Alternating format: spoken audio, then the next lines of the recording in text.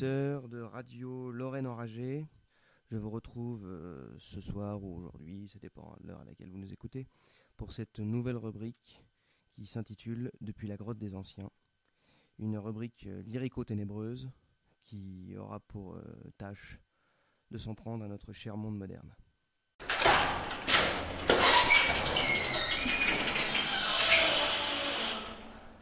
Les larmes d'Athéna.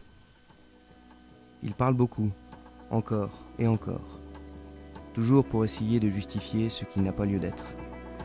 Les artistes actuels, les artistes morts, nous expliquent ce que nous ne voyons pas, nous éclairent sur le sombre vide de notre culture ignorante du progrès, sur le concept insaisissable de l'œuvre fantastique que l'on contemple désormais au musée des horreurs. Beaucoup se gargarisent des leçons des professeurs en mode contemporaine, les Parisiens, les spécialistes.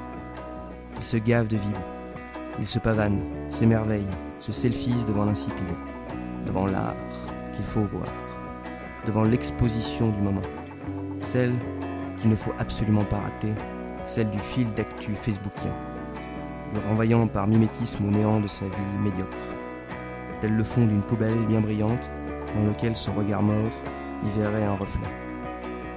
Le moderne a rendu les choses éternelles périssables. Les souvenirs chinois, en masse, rendent l'inaccessible des immémoriales contrées transportables jusque chez soi. Les voyages sont des CV que nous devons remplir, ligne après ligne. La quête, l'exploration longue de l'aventurier ne sont plus qu'excursions de la vie salariée. Une pause dans notre course effrénée. Une escapade sur le chemin du crédit marbré de la dernière demeure.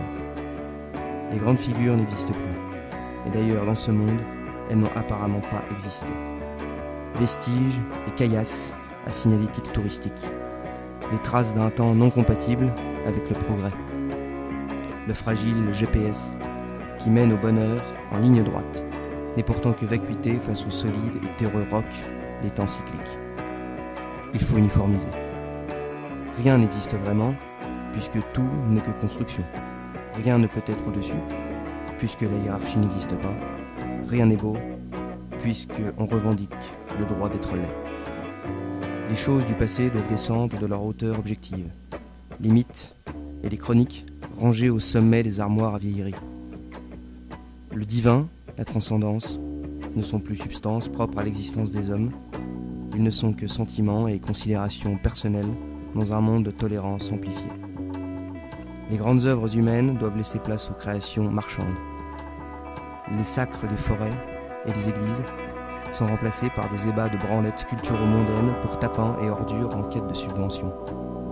L'éclat divin du majestueux foulé par les cadres du ministère des vérités. Ceux qui nous disent quoi lire, quoi dire, quoi penser. Et surtout, de quoi nous détourner. La beauté est remplacée par la culture.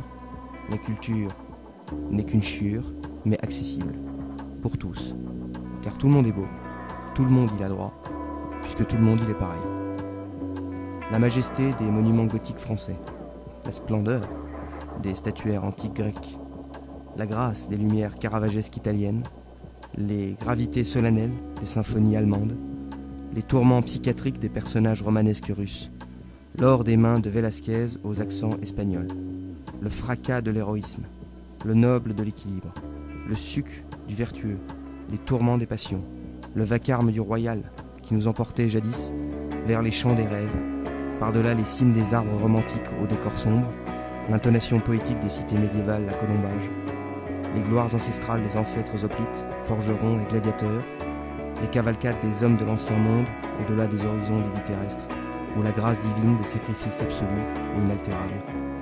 Finalement, tout ce qui fait les civilisations et ce qui jaillit de leur grandeur, à l'avenir, doit être mis au rencard des histoires passées. Le moderne rend banal et ordinaire la représentation du monde.